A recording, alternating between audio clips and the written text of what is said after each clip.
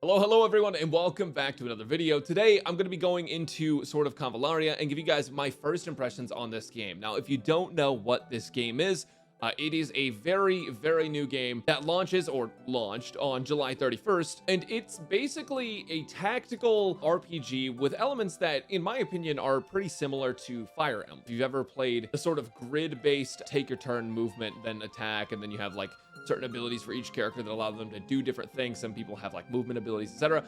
That's kind of the vibe that this brings to the function, right? Now, the cool thing about Sword of Convallaria is there are so many great systems, and it's also a very story-driven game. It has over 120 hours of storytelling with alternate endings that you can actually replay in a separate game mode to experience all of if you really like the story and you want to see all the endings. I'm a sucker for an anime called ReZero because they have these things called if stories where it's like, what if, you know, Subaru, the protagonist, took a different path during a certain time. And I love when they have like alternate endings and stuff. Same with like the fate routes. I like to see what the routes are. So if you like alternate endings and finding all of them and seeing how the story would play out, this is great. And I plan on showcasing like basically all of this to some degree, including the character progression system, which I think is one of the most unique. And one of my favorite things, I'm sorry, I just keep yapping because there's so many good things to say about this game.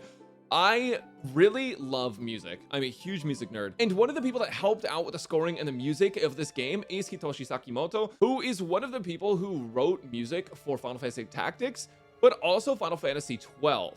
So a mainline Final Fantasy game, and he participated in the music for that, and Final Fantasy music always hits, you guys know this. But okay, that's enough yapping. I've given you the basic overview of the game.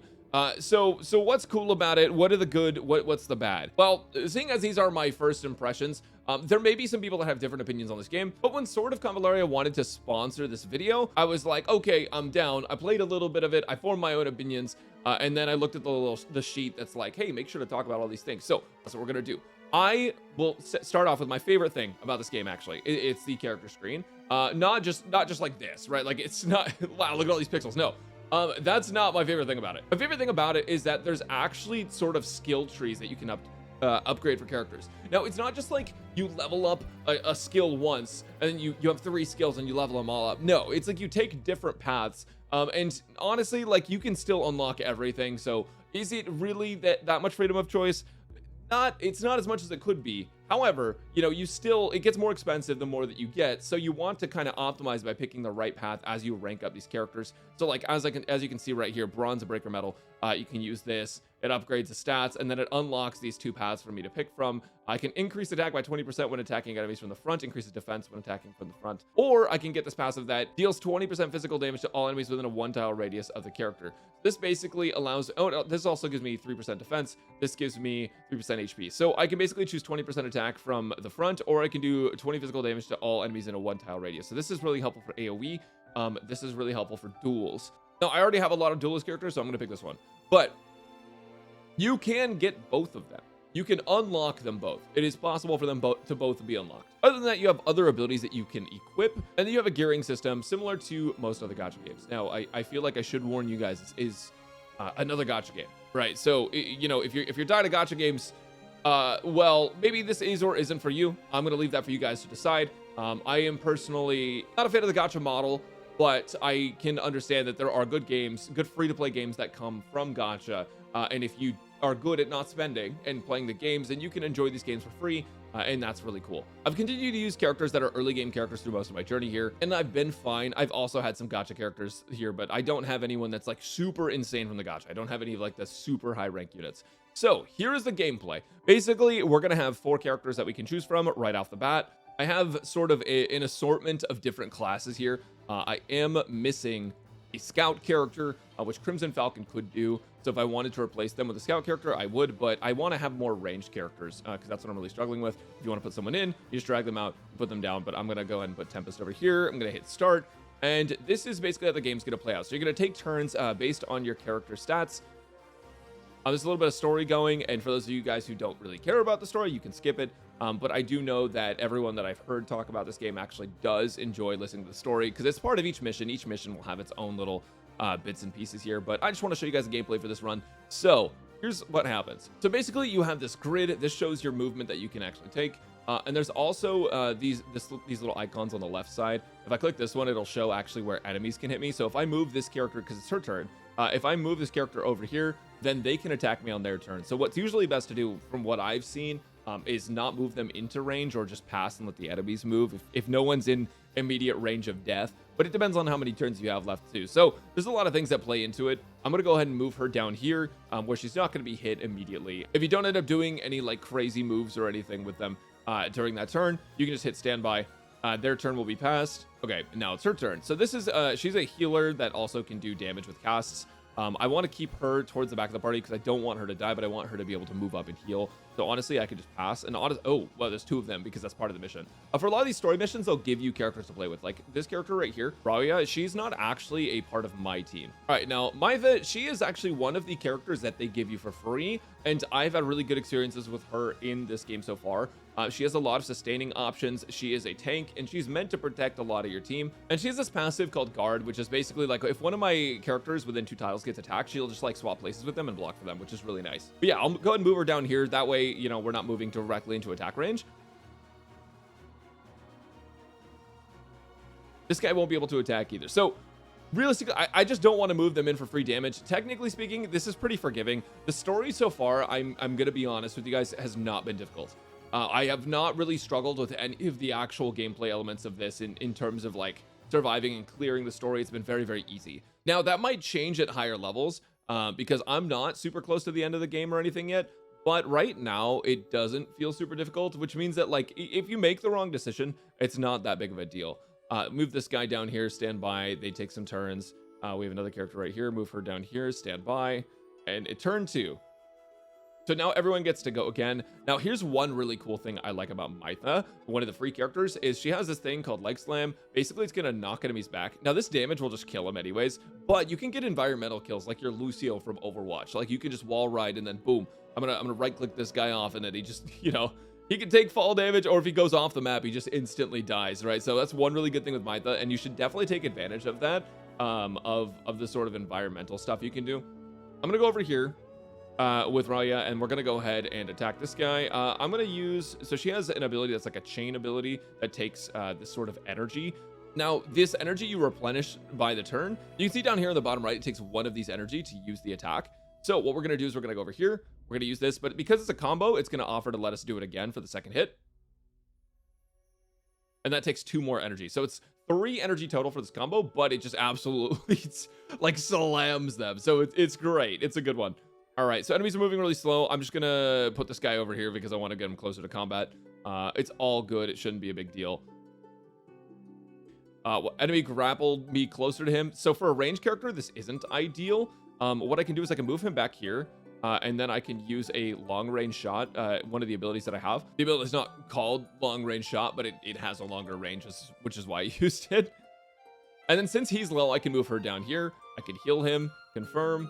And that's gonna be like, okay, that's another turn passed. She can also attack, and I think I can actually move her down here and get rid of this dude, which would be nice. Now, let's say you don't want to do all this. Let's say that like you're just trying to play like this game on your phone or your PC or whatever, and you don't want to be like paying this much attention to it because let's say like you're doing farming or something, because there's lots of stages that you can use to farm like XP and stuff. Let's say you want to do that. Well, there is an automatic mode.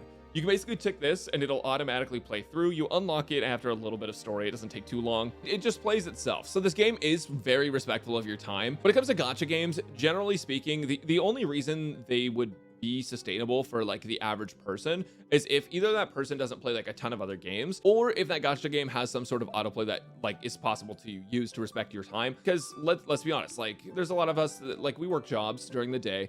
I say I mean, my job is literally to do this, to make video for you guys. But, you know, like people work jobs and they're not able to keep up with things like MMOs and stuff. MMOs don't have autoplay. It's like long, grindy stuff. So this is a really good way for them to allow you to play the game when you don't have a lot of time, maybe during a specific day, but you still want to make sure that you get all your stuff done. So I think the autoplay is good. I think that gacha games should all have autoplay on at least, if nothing else, the farming missions, which I can show you right now. So if you go over here to Crossing Worlds, this is going to be how you farm XP, how you farm rank up stuff, how you farm your talents as well. And this was the next thing I wanted to show you guys. So that was combat. It was really cool. I think that they have a lot of room for really special missions. If you go through the main story, actually, you'll see there's different icons for all the missions. These different icons mean there's different types of missions. Some of them are literally just story based or story driven, where like they will have you play as another character that you don't even have on your roster. And I think that's cool. I like when games do that, just to kind of like, one, it alleviates some of the stress of you having to level up your characters to get through the story, but also it gives you some backstory into things, and those scripted out missions end up being a lot easier on you usually. But they can also be challenge missions, which can also be fun. So here are the paths and talent trees. This is one of my favorite things about this game. There's actually different trees that you can level up and continue to progress, basically. So this is the breaker path tree, right? All breakers attacks increased by 5, right? So we can grab this breaker path talent learned, and we can go ahead and just keep going. We go up to 2 of 2. And then once we've upgraded our level to bronze, which should come from just unlocking more and more of these, now we have these other trees as well. So we can increase our attack even more, which is nice. Requires Voyager level 25, but you can kind of progress down these trees. It gives you another sense of progression to buff your characters, and these are per path.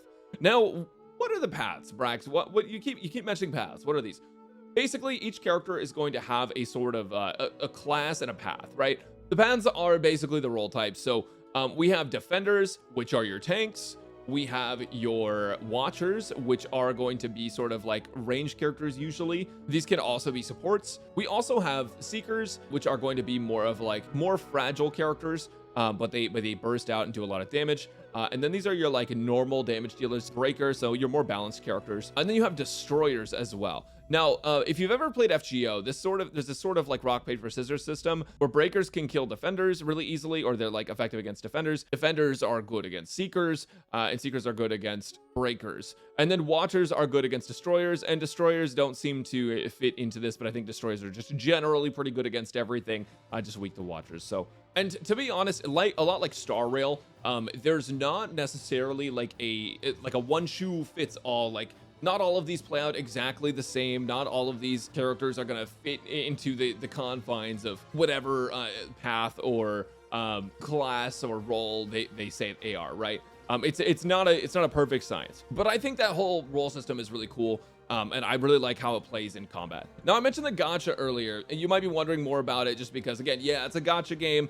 And there's also, I mean, with lots of niches to fill in a turn-based game, like surely the gacha's pretty bad, right? So let's talk about that a little bit. Now, I just want to make it clear, I have one legendary character aside from the starting character, right? And it's not any of like the rate up characters. It's just a standard legendary character. There's lots of really cool ones that you can get. I really like these characters. I mean, I just like their design, so I'm just gonna like pull for them and see if I get them. And if I don't get them. What I want to show you is the summoning screen. I actually think this is super cool. So on the summoning screen, we have tarot cards. And you can kind of like go through all of these. Well, let's pull the moon, because inside you there are 2 wolves, right? I'm gonna go ahead and do this one, and we're gonna go through all of these characters, and we're gonna hope we get a legendary. But okay, so we got a rare, we got another rare. And there'll be a cool animation when you get something above rare. Another rare, a common, and here's the animation. We got an epic. Boom. Last shoe's gonna be a destroyer. And another one, another epic stinger. He looks kind of sick. Okay, a dagger and a crossbow. Dope. 9 and 10. So this is going to bring us to another epic, which is Tempest. We already have Tempest, and we use Tempest, so we get another copy of him, which is going to be awesome. So we got 3 epics, 3 commons, and 4 rares. And the rates for this game are they're a lot more similar to I mean, because most people on my channel watch from Poyo Games or Crow Game, right? So the rates on this are a lot different from those, more in line with other gacha games like Pokemon Masters and stuff.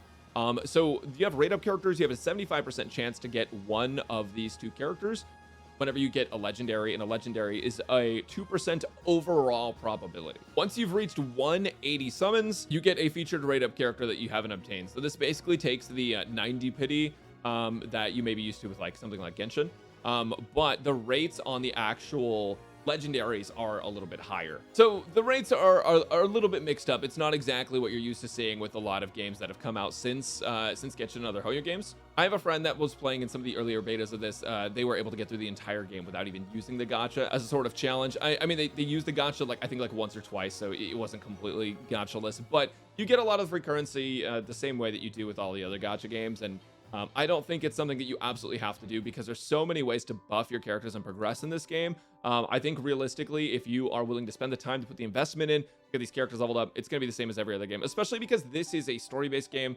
There's a lot of like tactics and stuff, a lot of ways to cheese the game in different ways. So I don't personally think the gacha is that important. Is it super free to play friendly?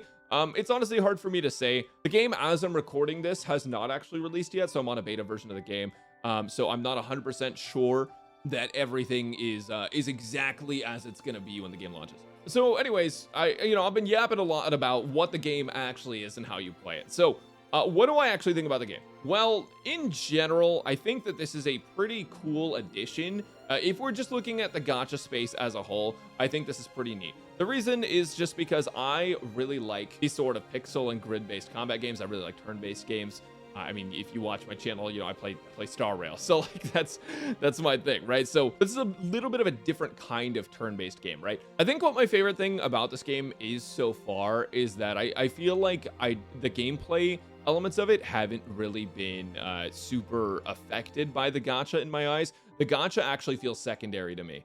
Now that may change in endgame when there's like really complex content or like challenge content. But I will say for the story playthrough of the game that I've done so far, the gameplay doesn't feel like it's heavily like whale reliant or anything.